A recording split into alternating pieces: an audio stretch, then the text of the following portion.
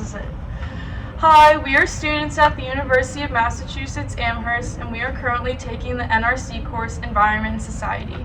My name is Sadie Prendergast. I'm Sean Castantine. I'm Dinos Begunias. I'm Riley Moulton. And we completed our environmental leadership project by helping out with the Nelson Legacy Project at the Nelson Homestead. Enjoy. Thank you. Let's go.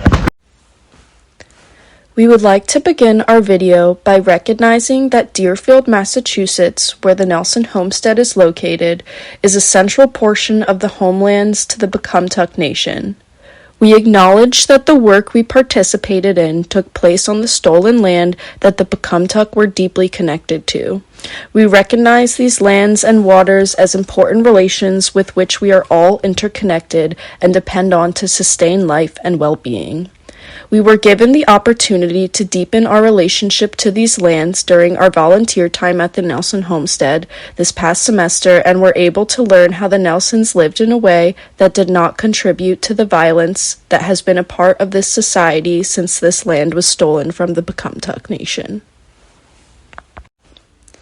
The Nelson Homestead was once home to Wally and Juanita Nelson, a couple who dedicated their lives to the idea of nonviolence.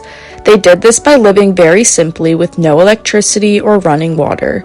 They grew all their own food and only purchased local goods.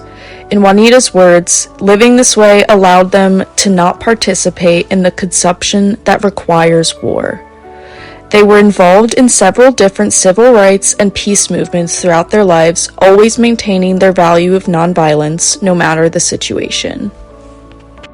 The Nelsons often took part in many types of civic engagement throughout their lifetime, very directly by being activists, but mostly they just showed kindness to everyone in their community. Civic engagement is positively contributing to your community, and it is important to participate in because it allows you to connect with others, build access, and improve public services. Maintaining their home helps future generations to learn and remember from the Nelsons. We help the legacy team by chopping up wood that is used to heat up the house and the Woolman Hill Retreat Center nearby for different occasions. Because Sadie and Sean could not attend their first visit with their teammates, they went back a few weeks later to interview Bob Bady and Aaron Falbel to learn more about the Nelsons and their movement. Nonviolence is the constant awareness of the dignity and humanity of oneself and others. It seeks truth and justice. It renounces violence in both method and attitude.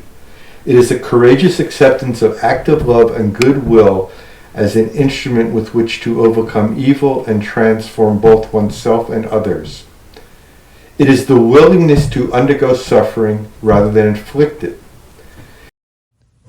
Environmental leadership is very important, especially right now. The climate change issue we face is dependent on people stepping forward to lead more civic engagement that benefits the environment. It is important for people to understand this on an individual level and try to visualize how they themselves can become environmental leaders. Without leaders for the future taking a strong stand for the things they believe in, we may lose the planet that we know and love.